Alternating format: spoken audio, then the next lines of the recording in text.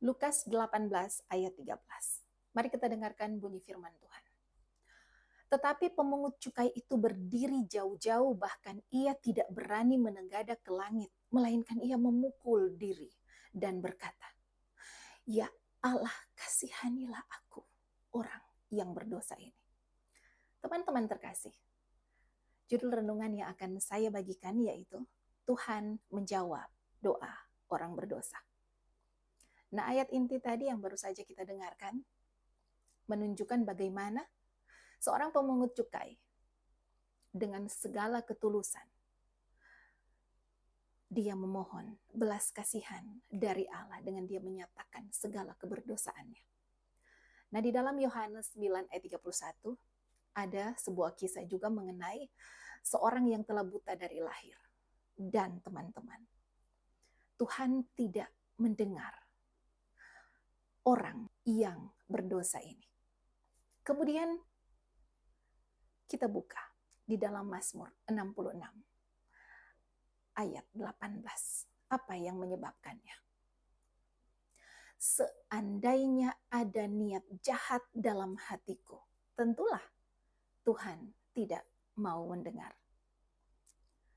Nah, teman-teman, bila kita kebetulan adalah orang yang melakukan kejahatan di dalam hati, nah bagaimana cara kita untuk menghilangkan kejahatan tersebut? Sama-sama kita tahu kita tidak dapat menyelamatkan diri sendiri. Dan satu hal yang kita tahu pasti juga, cara untuk kita terlepas dari segala kejahatan tersebut adalah dengan kita datang kepada Tuhan melalui doa. Dan bila mana Tuhan tidak akan mendengarkan sampai kita bebas dari semua kejahatan, walaupun kita tahu kita tidak bisa bebas dengan kekuatan sendiri tanpa pertolongan Tuhan, maka jelaslah bahwa kita tidak bisa berbuat apapun atau bergerak. Nah, apakah kita pernah memikirkan akan hal ini? Apa yang menjadi konteks mengenai Tuhan tidak mendengar orang berdosa? Teman-teman, ini adalah mengenai penyembuhan atau membuat suatu mujizat. Nah, bila mana kita mempunyai kejahatan di dalam hati kita, mungkin Tuhan tidak akan mendengarkan doa khusus yang dilayangkan untuk penyembuhan atau untuk melakukan sebuah mujizat agar mendapatkan berkat tertentu. Namun teman-teman, Tuhan dapat mendengarkan doa kita yang memohonkan kuasa untuk mengatasi dosa kita, bukan? Paling sedikitlah itulah yang Tuhan akan dengar. Namun, banyak orang yang merasa saat ini bahwa Tuhan tidak akan mendengarkan doanya oleh sebab dia belum sempurna, makanya sering di kedepan kehidupannya dia bertemu dengan berbagai kegagalan dan kegagalan lagi. Teman-teman, kita ingat satu kisah tentang seorang kusta yang disembuhkan. Ini menunjukkan bahwa Tuhan senantiasa mendengar orang yang berdoa memohonkan kebebasan dan pengampunan dari dosa. Tidak selamanya rencana Tuhan untuk mengabulkan semua permohonan kita.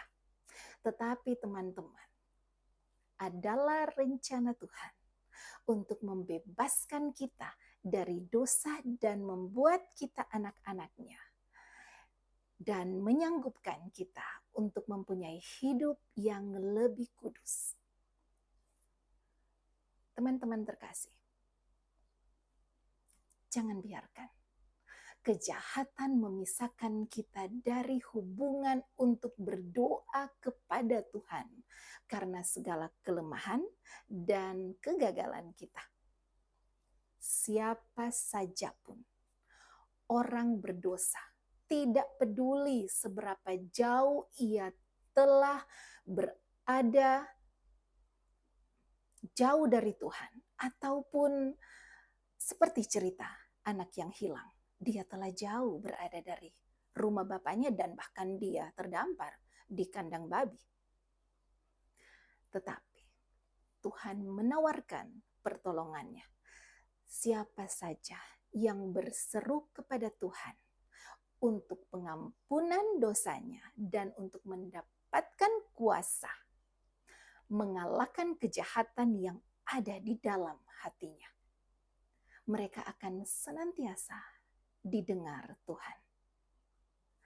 Oleh sebab itu, teman-teman terkasih, marilah kita senantiasa datang kepada Tuhan. Kita selalu berdoa kepadanya, meminta pengampunannya, menyatakan segala kelemahan kita, segala dosa kita, segala kekurangan kita, agar kita dapat terus dibangunkan dalam kehanian kita. Semoga firman Tuhan ini akan selalu menguatkan keimanan kita. Tuhan mengasihi kita, Tuhan memberkati kita.